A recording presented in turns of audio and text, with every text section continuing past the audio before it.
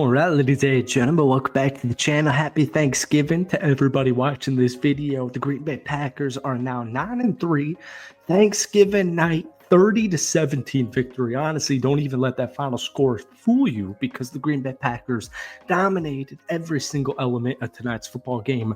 14-0 after the first quarter. It was 27-3 after halftime, and Green Bay got into, just rush heavy offense game plan, and it was really, honestly, not even close at any point in tonight's football game. And Miami's going to get flagged, and people are going to make fun of this Packers win because, Miami's now 5-7. They're not a good football team to begin with, but if we rewind the clock 1 week ago, people were terrified of the Miami Dolphins, saying this is the sleeper team in the AFC. They're going to win out. They're going to lose maybe one game max, and they're going to make the wild card of the AFC. Now, I'm not trying to rag on the Miami Dolphins by any way, shape, or form, but I'm just trying to say, if you watch tonight's football game, the Green Bay Packers honestly, truthfully, dominated in every single facet. It was a cold night in Lambeau Field, which is why I am so happy every time the Green Bay Packers win a football game, because if we're taking on a Minnesota Vikings, if we're taking on a Philadelphia Eagles at any point in the NFC playoffs, I would prefer it to be at Lambeau Field, where these guys know the field. They know it's going to be cold. It's called the frozen tundra for a reason. And folks, the Green Bay Packers are 9-3. So hit that like button, hit that sub button. Hope you all had a great Thanksgiving. We only have 20 minutes left here in Eastern Standard Time. But guys, if you're trying to get this video to 500 likes, that would mean the absolute world to me. So real quick, man, the defense was absolutely money. If you didn't watch the game tonight, if you weren't able to watch tonight's game, Tua went 37-46 for 364 yards, 2 touchdowns, and a surprising 0 interceptions with this Green Bay Packers defense. But I will just say real quick, the reason behind that is because they were down 24-3 heading into halftime. So they had to get into a very pass-heavy script. They were not able to run the football at any point of tonight's game. They ran the ball 14 times for only 39 yards. But we'll get to the defense in just a minute or two. Jordan Love was absolutely money. 21-28, 274 yards, 2 touchdowns. Most importantly, I don't think any Packers fans, like true Packers fans, were really worried about Jordan Love's interceptions. It kind of reminds me of Baker Mayfield over in Cleveland, where a lot of this is not his fault, but yes, at the same time, he does make some, riskier passes. But this is now 2 straight football games from Jordan Love without an interception, but he was absolutely money.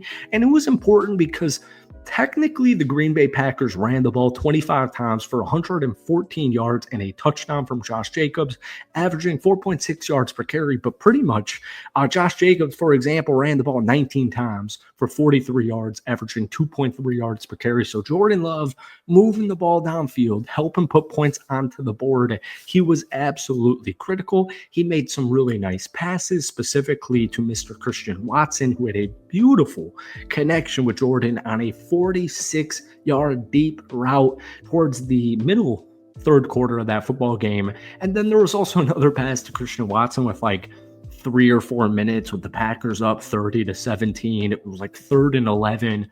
Matt LaFleur, the Packers offense, called a go route, or I actually don't think it was a go route, but Christian Watson not wide open, downfield, right about the 5-yard line, and he just gets penalized, and it is clear as day. But of course, the referees do not call it. Not ragging on the refs by any means, but I'm just saying Christian Watson really could have had a crazy game. Tucker Kraft, man, in the first half of the season emerged as one of the most talented, not only young tight ends, but tight ends in the National Football League in general. He finished with 6 catches for 78 total yards. Josh Jacobs pretty much put the nail in the coffin. He had 4 catches for 74 yards, but the main one that put the nail in the coffin was a 49-yard screen from Mr. Jordan Love. We just mentioned Christian Watson, who had 2 catches for 67 yards. And real quick, first off, Jayden Reed, 3 catches, 24 yards, and 2 touchdowns. Beautiful, beautiful game. No clear wide receiver in Green Bay, late night. Thanksgiving night. No clear wide receiver number one in Green Bay, but any given night, it's just crazy the amount of options they had. There was no Jaire Alexander. There was also no Romeo Doubs this evening. But Dontavian Wicks, for example, had 4 catches for 30 yards, and people have ragged on him the entire season because he's dropped way too many footballs, especially in important points of the game. But Dontavian Wicks is an extremely underrated blocker, and I do think that was kind of put onto the spotlight in tonight's game. But guys, defensively, they were all over the Dolphins. Once again, 24-3 at home against a playoff contending team in the Miami Dolphins. You know, we just said it at the beginning of this video. Don't let their 5-7 record fool you. Tua missed like at least 4 football games.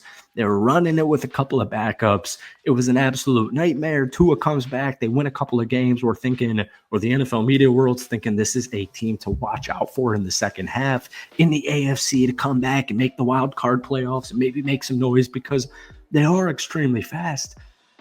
I'm telling you, man, this Green Bay Packers defense was all over them tonight. Isaiah McDuffie came into this game questionable. He had 10 total tackles. He had a forced fumble. He had a couple of tackles for loss. He was absolutely huge.